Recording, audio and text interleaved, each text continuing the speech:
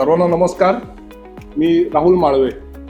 आजच्या या जनता सहकारी बँकेच्या उद्योजक मेळाव्यासाठी आलेले आपले अध्यक्ष कैसास साहेब, काळकर साहेब, ढवळीकर साहेब, सर्व डायरेक्टर मंडळी, लिमये साहेब, आंबळे साहेब आणि सर्व अधिकारी वर्ग, आत्मनिर्भर भारताचं ओझं ज्या सगळ्या उद्योजकांच्या खांद्यावर आहेत असे सर्व उद्योजक मित्र, या कार्यक्रमासाठी आलेल्या सर्व उद्योजकांचं मी जनता सहकारी बँकेच्या वतीनं स्वागत करतो.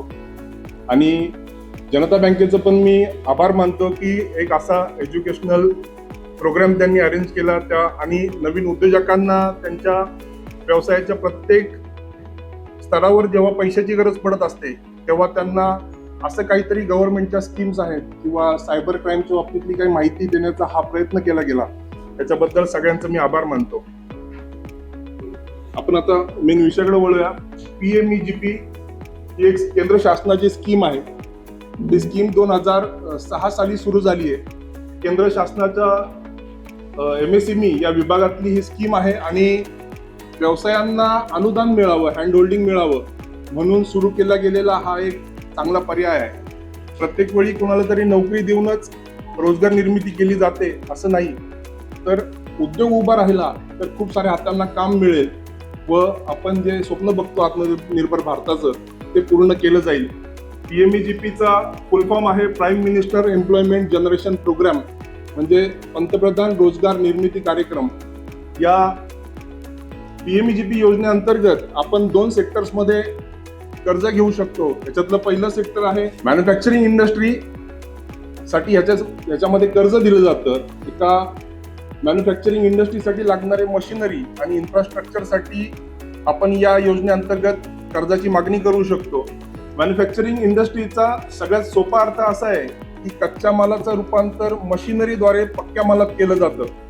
नेहमी लोक विचारतात की आम्ही इलिजिबल आहोत का, तर याचा सोपा अर्थ असा आहे की जर आपल्या व्यवसायामध्ये मशिनरीचा उपयोग केला जात असेल आणि कच्च्या मालाचं रूपांतर मशिनरीद्वारे पक्क्या मालात केलं जात असेल तर त्याला आपण मॅन्युफॅक्चरिंग इंडस्ट्री म्हणतो. कॉम्प्युटरचं ट्रेनिंग सेंटर असेल, ब्युटी पार्लर्स असतील, रिपेअर्स आणि मेंटेनन्स सर्व्हिसेस असतील, गाडीचे गॅरेजेस असतील, त्याच्यानंतर रेस्टॉरंट्स असतील, PG असतील, म्हणजे ह्या सगळ्या गोष्टी तुम्ही पाहिलं तर ह्याच्यामध्ये भाडं किंवा फीज मिळते त्याला. म्हणजे हा डायरेक्ट ट्रेडिंग पण नाहीये आणि मॅन्युफॅक्चरिंग पण नाहीये. तर या सर्व व्यवसायांचा सेटअप करण्यासाठी आपल्याला कर्ज मिळू शकतं. तुम्हाला वर्किंग कॅपिटल ह्याच्यामध्ये मिळणार नाही, मात्र ह्या व्यवसायांचा सेटअप करण्यासाठी, म्हणजे हा जर कॉम्प्युटर ट्रेनिंग सेंटर असेल तर कॉम्प्युटर्स खरेदीसाठी आणि फर्निचरसाठी याचं कर्ज दिलं जातं. ब्युटी पार्लर असेल तर त्याचं फर्निचरसाठी दिलं जातं, त्याचे नवीन नवीन मशीन्स आलेत त्यासाठी दिलं जातं. रिपेअर्स अँड मेंटेनन्स, म्हणजे तुम्ही जर एखाद्या गाडीचं गॅरेज किंवा सर्व्हिस सेंटर टाकणार असाल तर त्यासाठी लागणारे मशीन्स यामध्ये खरेदी करू शकता आपण. PG साठी असेल म्हणजे पेईंग गेस्ट सर्व्हिसेस ज्या दिल्या जातात त्याच्यासाठी त्या बिल्डिंगचं रेनोव्हेशन आणि फर्निचरसाठी त्याच्यामध्ये कर्ज दिलं जातं.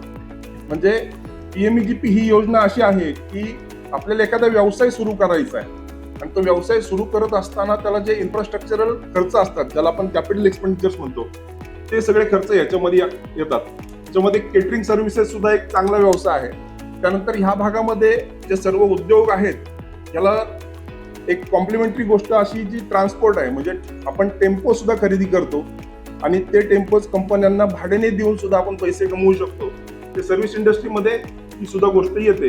त्याच्यामध्ये हेल्थ केअर सर्व्हिसेस येतात, पॅथॉलॉजी येते, एक्सरे मशीन्स येतात, डेंटिस्ट लोकांना लागणारे सुद्धा जे सर्व इक्विपमेंट्स आहेत त्याच्यामध्ये इन्क्लूड केले जातात. त्याच्यामध्ये सगळ्यात महत्त्वाचा विषय असा की जे एक्झिस्टिंग युनिट्स आहेत ते ह्याच्यामध्ये इन्क्लूड केले जात नाहीत. म्हणजे ज्यांचा जुना व्यवसाय आहे त्यांना PMEGP योजनेचा कुठलाही फायदा मिळत नाही. हा प्रोजेक्ट ग्रीनफील्ड असावा. म्हणजे ग्रीनफील्डचा अर्थ असा की अजून त्याच्यावरती कुठले ट्रान्झॅक्शन झालेले नाहीयेत, की प्रोप्रायटरी फर्म असावी. उद्योजकांनी परत एकदा व्यवस्थित ऐका, ही फर्म प्रोप्रायटरी असावी, ह्याच्यावरती कुठलेही ट्रान्झॅक्शन झालेले नसावेत, मात्र ह्याचा GST नंबर काढलेला असावा. म्हणजे हा रेडी टू स्टार्ट बिझनेस आहे, मात्र आजपर्यंत कुठलेही त्याच्यावरती कुठले ट्रान्झॅक्शन झालेलं नसावं, त्याला आपण ग्रीनफील्ड म्हणतो. जे जुने प्रोजेक्ट्स आहेत ते ह्याच्यातून एक्सक्लूड केलेले आहेत. जुन्या प्रोजेक्ट्सला याच्यामध्ये कर्ज दिलं जाणार नाही. आता ह्याला कोण अप्लाय करू शकतं, तर 18 वर्ष पूर्ण झालेला भारताचा कुठलाही नागरिक या योजनेअंतर्गत अप्लाय करू शकतो. त्याच्यामध्ये एज्युकेशनल क्रायटेरिया असा आहे की एखादा व्यक्ती 7वी पास आहे आणि 10वी पास नाही, तर तो 20 लाख रुपयापर्यंतच्या कर्जाला एलिजिबल आहे आणि 10वी पास असणारा व्यक्ती हा 1 कोटीपर्यंतच्या कर्जासाठी एलिजिबल आहे. त्याच्यामध्ये स्पेशल कॅटेगरी ज्या आहेत त्याच्यामध्ये SC, ST, OBC आणि महिला यांना स्पेशल कॅटेगरी म्हटलेलं आहे. पुढे मी जेव्हा सबसिडीचा मुद्दा समजून सांगेल आणि ओन कॉन्ट्रीब्युशनचा मुद्दा जेव्हा येईल तेव्हा त्याचा तुम्हाला फायदा होईल. स्पेशल कॅटेगरीमध्ये SC, ST, OBC आणि महिलांचा अंतर्भाव केला जातो आणि एक्झिस्टिंग युनिट्स याच्यामध्ये येत नाहीत. आता या कर्जाचं स्वरूप कसं आहे, तर जेव्हा तुम्ही ठरवता की मी एक नवीन प्रोजेक्ट टाकणार आहे आणि त्याच्यासाठी बँकेकडे मी कर्जाची मागणी करणार आहे, त्यावेळी तुम्ही गव्हर्नमेंटचं एक पोर्टल आहे PMEGP म्हणून, त्या पोर्टलला जाऊन तुम्ही तुमची सगळी माहिती भरायची असते. तुमच्या प्रोजेक्टविषयी project report, quotations, rent agreement ह्या सगळ्या गोष्टी त्यांच्याकडे सबमिट केल्या जातात. त्याला नोडल एजन्सी असते, KVIC आणि DIC म्हणजे जिल्हा उद्योग केंद्र आणि खादी ग्रामोद्योग, या 2 नोडल एजन्सीज त्याला स्क्रुटिनी करतात आणि तो स्क्रुटिनी केलेला जर सगळं बरोबर असेल किंवा त्याच्यामध्ये काही त्रुटी असतील तर तुम्हाला कळवल्या जातात, त्या परत एकदा दुरुस्त होतात आणि त्या तुम्ही ज्या बँकेसाठी तो अर्ज केलेला आहे त्या बँकेकडे ते पाठवलं जातं. बँक तुमच्याशी चर्चा करते, आपण बँकेत जाता, बँकेचं PD म्हणजे पर्सनल डिस्कशन होतं, तुम्ही तुमच्या प्रोजेक्टविषयी माहिती त्या संबंधित मॅनेजर्सना सांगता आणि तुमचा प्रोजेक्ट पटवून देता.